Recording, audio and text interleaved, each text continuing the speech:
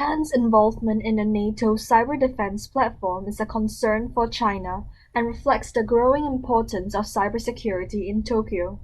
Japan announced that it would join NATO's Cooperative Cyber Defense Center of Excellence, a platform meant to help alliance members and their partners better protect themselves against cyber attacks.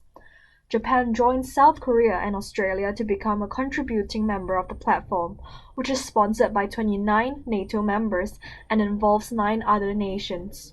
Tokyo's announcement drew criticism from Beijing, with Foreign Ministry spokesman Zhao Lijian urging Japan not to conduct activities that would undermine regional peace. Zhao also questioned NATO's motives in strengthening ties with Asia-Pacific nations.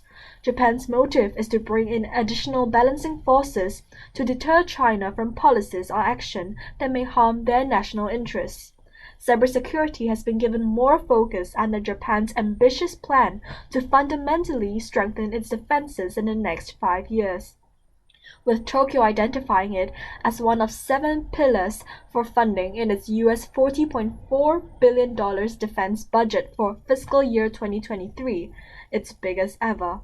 Japan's military also plans to increase the number of cyber defense personnel in the country's newly established Cybersecurity Command from 890 now to around 5,000 by 2027. Created by a Vietnamese gaming studio, Axie Infinity offers players the chance to breed, trade, and fight Pokemon-like cartoon monsters to earn cryptocurrencies, including the game's own Smooth Love Potion digital token. At one stage, it had more than 1 million active players.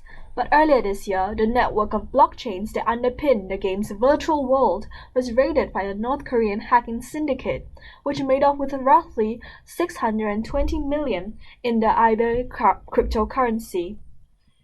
U.S. Deputy National Security Advisor for Cybersecurity said in July that North Korea uses cyber to gain, we estimate, up to 1/3 of their funds for their missile program.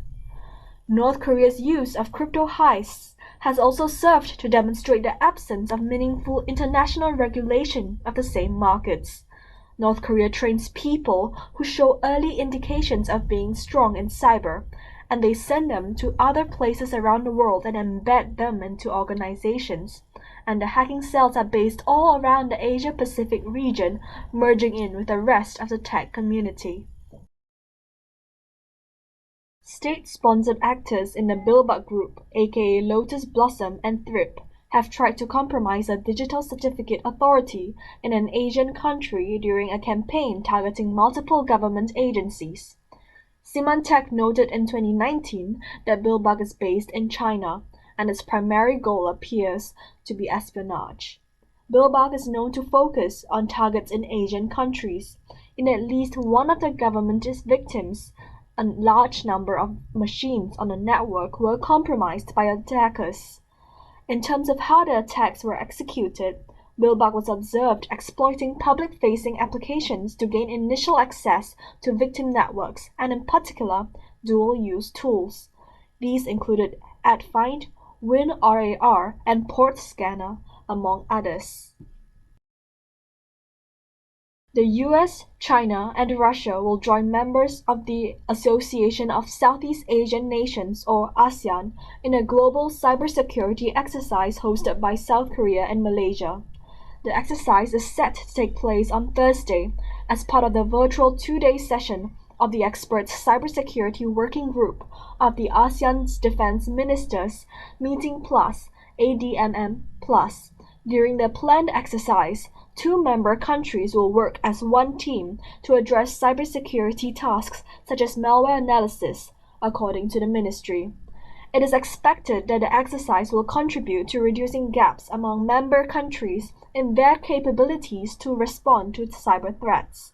The working group plans to hold an in-person cybersecurity exercise in the latter half of the year, when South Korea plans to host its session.